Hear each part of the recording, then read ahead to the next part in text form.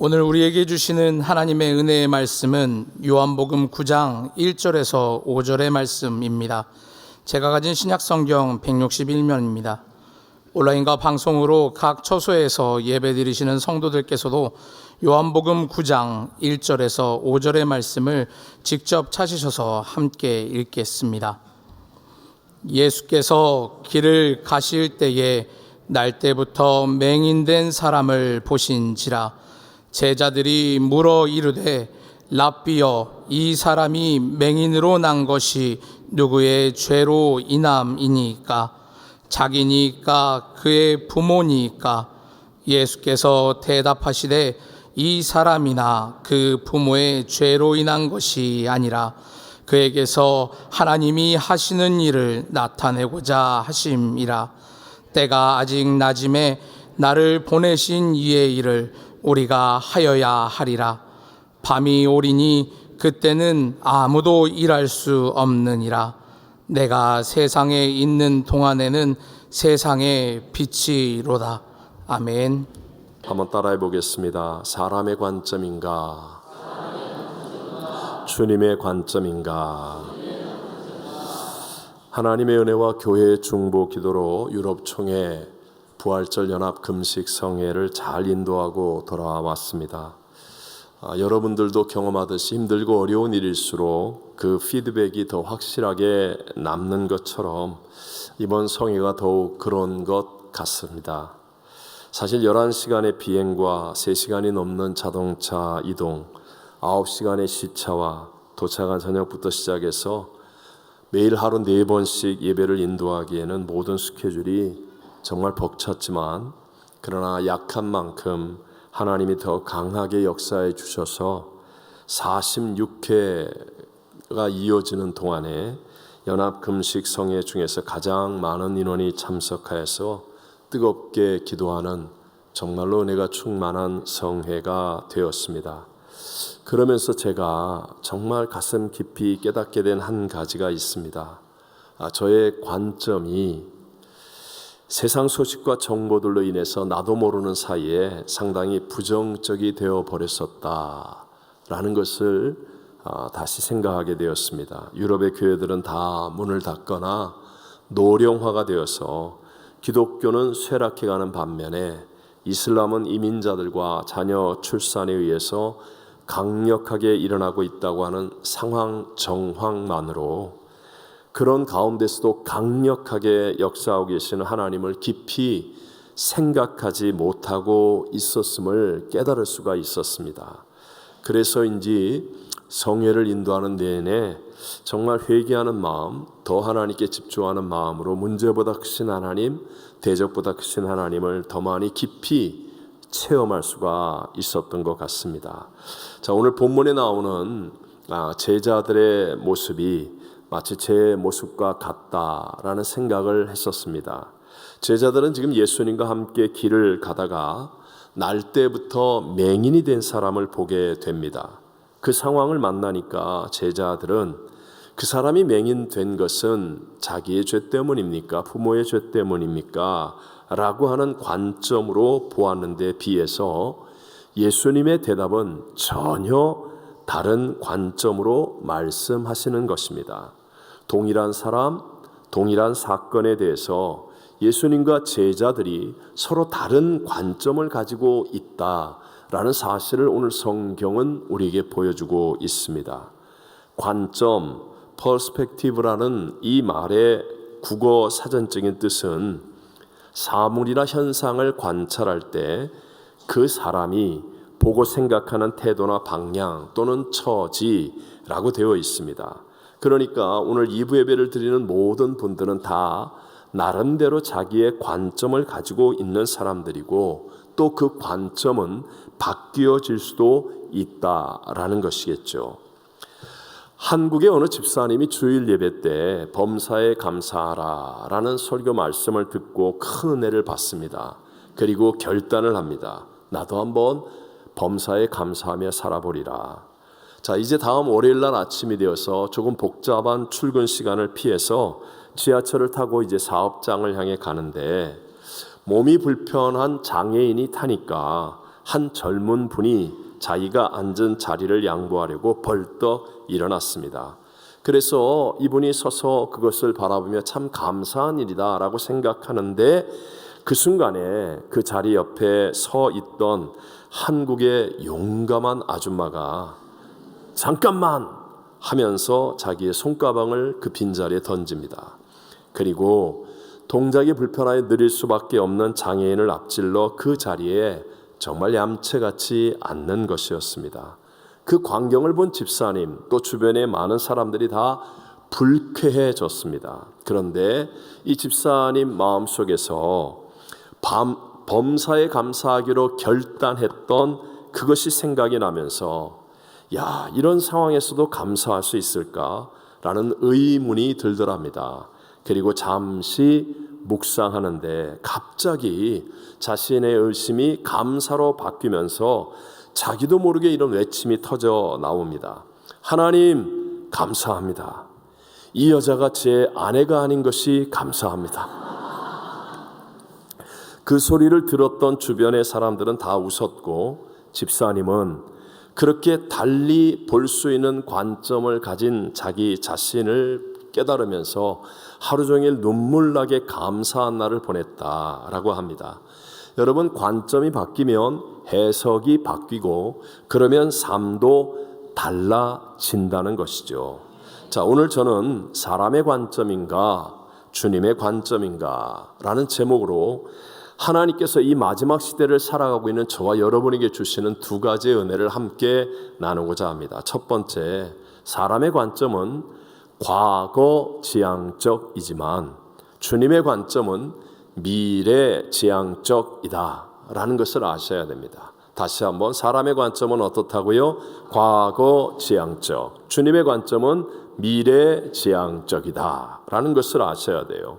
오늘 본문 2절에 보면 제자들이 예수님께 묻는 거예요. 랍비요, 이 사람이 맹인으로 난 것이 누구의 죄로 인함이니까? 자기니까? 부모의 죄이니까? 라고 묻는 거예요. 이 말의 의미는 뭐죠? 이 사람이 지금 맹인이 된 것은 과거에 누구 죄 때문입니까? 라는 과거 지향적인 태도이죠. 관점을 그렇게 가지고 있는 거예요. 그런데 그 제자들의 질문에 대한 예수님의 대답은 전혀 다른 관점으로 말씀하십니다. 본문 3절을 우리 다 같이 한번 읽어봅니다. 예수께서 대답하시되 이 사람이나 그 부모의 죄로 인한 것이 아니라 그에게서 하나님이 하시는 일을 나타내고자 하심이라. 아멘. 자, 예수님의 대답은요, 제자들이 질문하는 것처럼 맹인의 고통이 과거에 자기의 죄 때문일까요? 부모의 죄 때문일까요? 라고 과거지향적으로 질문을 했음에도 불구하고 주님은 미래에 일어날 하나님의 영광을 위한 일이다 라고 하면서 미래지향적으로 대답하시는 것입니다. 서구 심리학에서 가장 큰 영향력을 미쳤던 프로이트가 있습니다. 이분이 늘 얘기하는 게 과거의 트라우마, 심리적인 외상이죠.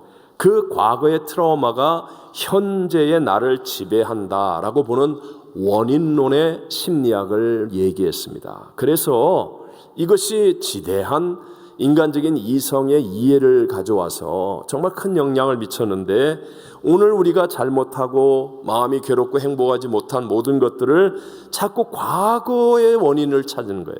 그래서 어린 시절을 회상하고 돌이키고 생각나지도 않는 그런 과거를 기억하게 하면서 다 과거 지향적이 되게 만들었습니다. 그러나 정말 다행스럽고 감사하게도 미움받을 용기, 제가 여러분에게 참 여러 번 권하며 읽기를 원했던 책, 미움받을 용기라는 책으로 우리들에게 유명해진 아둘러라고 하는 신학자가 있는데요.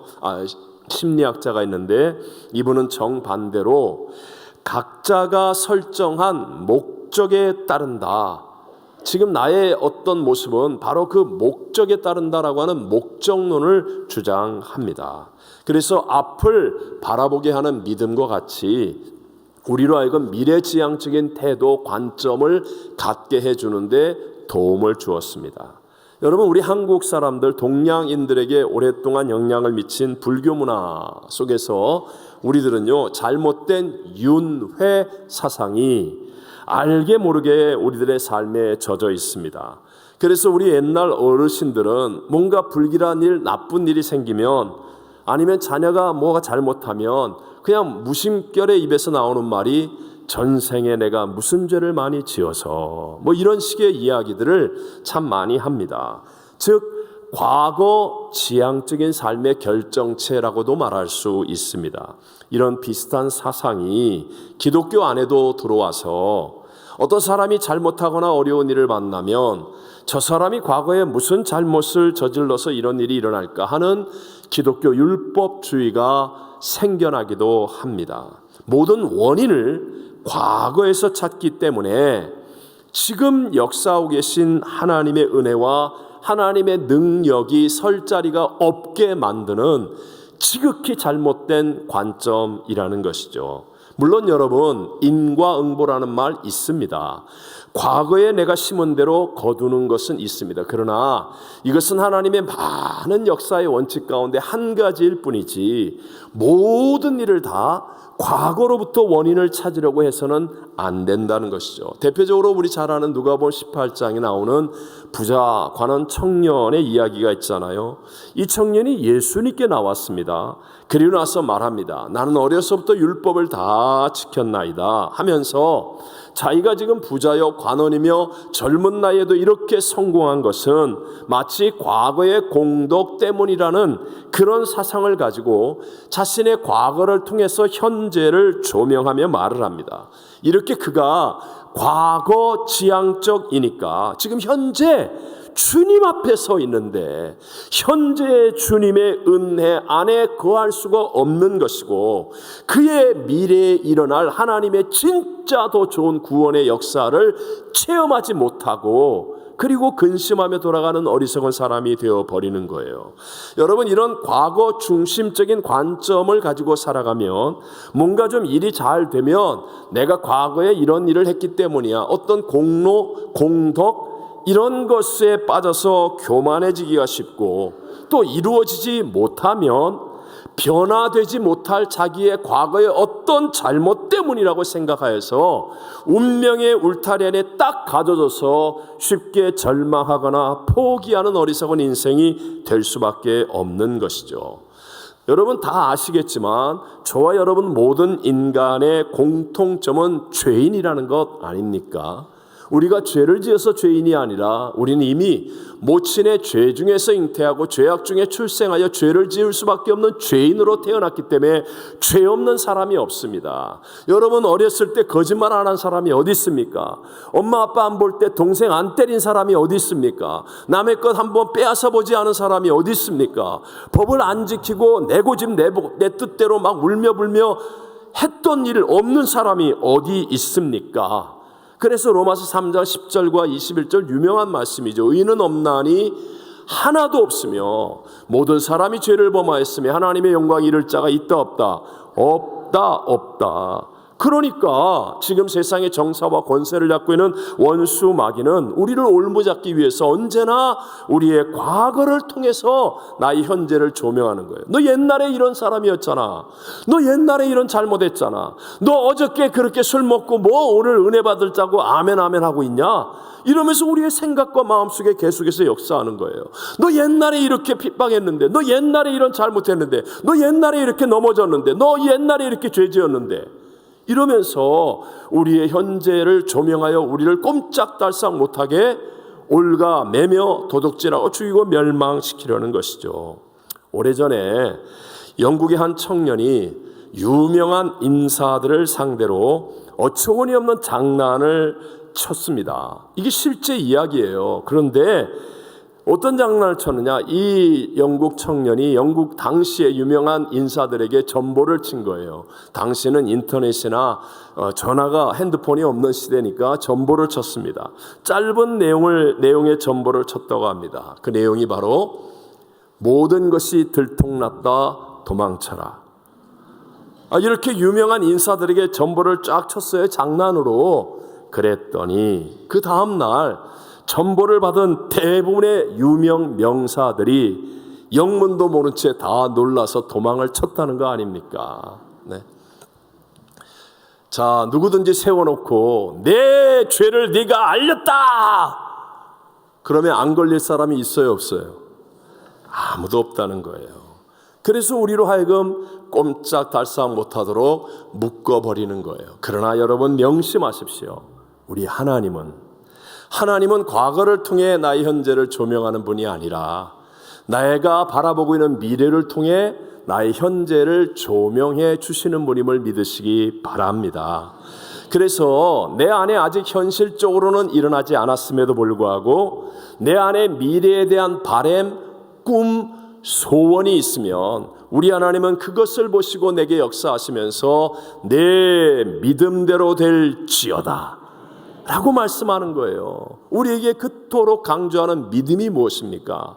믿음은 바라는 것들의 실상, 아직 이루어지지 않았어요. 이루기에는 벅찰지도 몰라요. 그럼에도 불구하고 내가 앞으로 바라는 것들, 이루어질 것이라고 바라는 것들의 실상, 보이지 않는 것들의 증거를 품고 있으면 그것이 하나님을 기쁘시게 하는 믿음이 되어진다 라고 말씀하면서 누구든지예요. 어떤 사람이라 할지라도 과거에 어떤 죄인이든 그의 배경이, 그의 혈통이, 그의 학벌이, 그의 상태가 상관없이 누구든지 그리스도 안에 있으면 새로운 피조물이라. 이전 것은 지나갔으니 보라 새 것이 되었도다 하시면서 우리의 가슴 속에 꿈을 갖고 비전을 가지고 바람을 가지고 소원을 가지고 하나님 앞에 약속의 말씀으로 믿음을 증거할 때 우리 하나님은 바로 그런 사람들과 함께하며 새 역사를 이루어 가시는 것입니다. 혹시 여러분 가운데 지금 엄청난 고난 해결하지 못할 것 같은 문제 속에 있는 분 계십니까? 그럴지라도 여러분 내일의 영광과 승리를 믿음을 가지고 바라보게 되시기를 바랍니다. 네. 베드로전서 4장 14절에도 오히려 너희가 그리스도의 고난에 참여하는 것으로 즐거워하라. 이는 그의 영광을 나타내실 때 너희로 즐거워하고 기뻐하게 하려 함이라. 여러분 지금은 고난이에요. 하지만 우리가 앞에 약속을 바라보고 있으면 반드시 즐거워하고 기뻐하게 될 내일이 다가오게 될 줄로 믿습니다. 이 약속의 말씀을 믿음으로 그것을 바라보고 있는 사람이 되는 거예요. 지금 여러분 온 세상이 난리와 난리, 전쟁, 미혹의 소문이 가득하지 않습니까? 기근과 지진의 소식들, 천재지변과 재난, 세상의 캘리포니아의 4월달이 이렇게 추우면 말이 됩니까? 불법이 성화해서 고통받는 일들이 가득하다 할지라도 저와 여러분은요, 맞아요. 세상이 지금 그래요. 하지만 그 너머에 있는 하나님의 약속을 바라볼 줄 알아야 한다는 것이에요. 아무리 악이 득세하고 미혹과 거짓이 난무하고 정말로 악한 자가 승승장구하는 것처럼 보일지라도 우리는요 앞을 바라보는 하나님의 약속, 곧 그리스도 예수가 재림하실 것과 그리고 우리가 믿음으로 휴거할 것과 우리가 천년왕국을 누릴 수 있음과 새하늘과 새 땅이 저와 여러분에게 약속되어져 있다는 이 미래를 바라보는 사람이 흔들리지 아니하고 한날 한날을 가치와 보람을 가지고 온전하게 살아가는 사람이 되어질 줄로 믿습니다. 무엇보다도 여러분 우리의 믿음의 결국은 영혼의 구원 아닙니까? 이 영혼의 구원같이 중요한 것은 바로 죽음과 그 너머를 바라볼 수 있을 때 이루어지는 거예요. 요즘은요 드라마나 영화, 세상의 문화를 통해서 도깨비, 귀신들 아니면 갑자기 고려의 충신이 오늘 나타나고 또 오늘을 살던 사람이 조선시대에 가서 살고 이런 윤회 또는 환생 이런 것들이 우리의 문화로 가득합니다. 쉽게 말하면 죽음을 바르게 이해하지 못하게 만드는 미혹의 영들의 역사입니다. 여러분 성경은요 분명하게 죽음은 한 번입니다. 단 한 사람도 피할 자가 없지만 죽음은 몇 번이라고요? 한 번. 왜냐하면 그 후에 누구도 피할 수 없는 심판이 있기 때문에 그렇습니다. 이와 같은 죽음을 올바르게 이해하고 한 번뿐인 죽음과 그 심판을 피할 수 있게 하는 분이 예수님의 십자가, 부활하신 예수 그리스도의 생명이라는 것을 똑바로 믿는 자가 되어야 할 줄로 믿습니다. 사망 권세를 이기고 부활하신 예수님 이외에는 저와 여러분이 죽음 이후에 천국에 갈 수 있는 길이 없다는 거예요. 하지만 어떤 죄인이라 할지라도, 어떤 형편과 상황에 있는 사람이라 할지라도 부활하신 예수 그리스도를 구세주로 영접하면 죽음 이후에 영생 천국이 열려지는 것이기에, 그래서 오늘도 성찬을 통해서 이것을 행하여 나를 기념하라, 예수님을 기념하라 라고 말씀하시는 것입니다. 저와 여러분의 믿음, 하나님과 함께 할 수 있는 믿음은 과거 지향적인 관점이 아니라 미래 지향적인 관점을 갖는 것임을 믿게 되시기를 바랍니다. 두 번째가 사람의 관점은 탓. 사람의 관점은 탓이에요. 누구 탓? 세상 탓, 아무개 탓, 부모 탓. 그러나 예수님의 관점은 할 수 있다. 할 수 있다라는 것이에요. 자, 오늘 성경 본문에 아직도 미숙한 제자들은요, 그들의 관점이 뭐예요? 이 사람 맹인된 것은 누구 탓입니까? 누구 때문입니까? 자기의 죄 때문입니까? 부모 때문입니까? 라는 것이었습니다. 거기에 비해서 예수님의 관점은 무엇입니까? 새 일을 이루실 하나님께 집중하는 거예요. 이 사람도 누구 때문에 누구 탓할 필요 없다. 하나님의 영광이 나타날 수 있다. 그러면서 하나님은 하실 수 있다, 할 수 있다라는 관점을 우리에게 보여주시는 것입니다. 여러분, 하나님은요, 저와 여러분의 삶의 앞길에 문제를 없애주시지 않습니다. 그게 아니라 문제는 있지만 그 문제를 이길 수 있는 믿음을 갖게 해주시고, 우리로 하여금 순종하여 행할 때 하나님의 역사하심과 기적을 체험하며 간증하고 영광 돌릴 수 있게 하여 주실 줄로 믿습니다. 반대로 세상의 정사와 권세를 잡고 우리를 도둑질하고 죽여 멸망시키려고 하는 원수 마귀는 세상 사람들이나 언론과 같은 것을 통해서 끊임없이 문제를 지적하고 문제를 크게 만들어서 우리로 하여금 문제 앞에 주눅들게 만드는 패배주의에 빠지게 하는 거예요.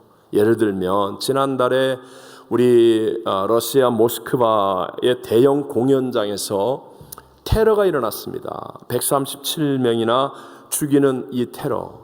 왜 테러를 행합니까? 이런 것을 통하여 IS 같은 이런 악의 집단들이 세상 사람들을 불안에 빠뜨리고 상대를 꼼짝 못하게 주눅들게 만들어서 자기들 뜻을 이루어내겠다고 하는 방법이 바로 테러 아닙니까? 언제나 원수 마귀는요, 교회나 우리 그리스도인들의 일부 약점 또는 부정적인 면이 생기면 그걸 막 공격해요. 그래서 맞장구를 치게 만들고 막 여론이 형성되게 만들고 막 크게 만들어서 결국은 교회는 안 돼, 그리스도인은 못해, 선교할 수 없어, 이렇게 기죽게 만드는 그런 어떤 냉소주의, 패배주의, 비관주의, 이렇게 묶어 버려서 우리를 도둑질하고 죽이고 멸망시키려고 한다는 것이죠. 저와 여러분이 만약에 말씀보다도 세상을 더 많이 알고 세상만을 보고 듣게 되면 우리가 특별히 잘못하는 일이 없는데도 불구하고 영적으로 점점 무능력해지게 될 것입니다. 이상하게 난 주일날 교회 갔다 오고 난 그냥 크리스찬으로 사는 것 같은데 왜 이렇게 요새 기도가 안 되지? 아니 왜 이렇게 아무것도 못하겠어? 짜증나, 무능력해, 세상이 어두워, 이런 부정적인 힘에 사로잡혀서 아무것도 할 수 없는 무능력한 사람이 되어지는 이유가 바로 원수 마귀가 이런 역사예요. 성경이 하는 말씀은 귓전으로 듣고 흘려보내면서 세상에 연예인들이 나와서 한마디 하면 그냥 그게 무슨 그냥 정설인 것처럼 따르고, 의사나 전문인이 한마디만 하면 기도도 해보지 않고 하나님을 찾지도 않고 포기해버리기도 하는 말세가 될수록 여러분 세상의 지식, 정보로 우리 안을 가득 채워지게 되는 거예요. 나는 아무것도 안 했어요. 그런데 그냥 여러분이 핸드폰만 들고 있어도 여러분 안에 세상이 막 쏟아져 들어옵니다. 온갖 세상의 부정적인 소식이 가득합니다. 난 아무것도 안 했어요. 특별하게 나쁜 짓 안 했어요. 그런데 신문 보고 방송 보고 몇 가지만 해도 내 안에 그냥 세상의 부정적인 것들이 가득 채워져서 놀랍게도 내 안에 있는 복음의 능력이 맥을 못 추는 거예요. 주눅드는 거예요. 꼼짝도 못하는 거예요. 너무나 많은 그리스도인들이 못하거나 안 되는 것을 정확한 정보, 정확한 지식, 상황, 남 탓으로 얘기합니다. 맞습니다, 여러분. 틀린 얘기 아닙니다. 그분이 하는 말 다 맞습니다. 그래서 자기 책임이 아닐까요? 아니에요, 여러분. 거기에 머무르면 안 됩니다. 세상에 그분이 말하는 정보와 지식과 판단과 상황 다 맞는 말이라 할지라도 예수를 믿는 저와 여러분에게는 그게 전부가 아니기 때문입니다. 여러분, 보이지 않는 하나님이 함께 하심을 믿으십니까? 정말 내가 하나님이 택한 자여 구원받은 하나님의 자녀라면 우리가 보고 듣고 알고 있는 그 지식과 정보와 상황, 이것이 나를 주장하는 것이 되어서는 아니 되고 그보다 더 큰 하나님을 믿는 믿음.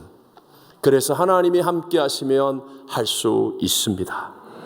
여러분, 이 믿음을 가져야, 그래야 하나님의 역사하심을 체험하고 하나님의 생명력이 내 안에 넘쳐나면서 결국은 세상을 이길 수 있는 참된 믿음의 승리자가 되는 줄로 믿습니다.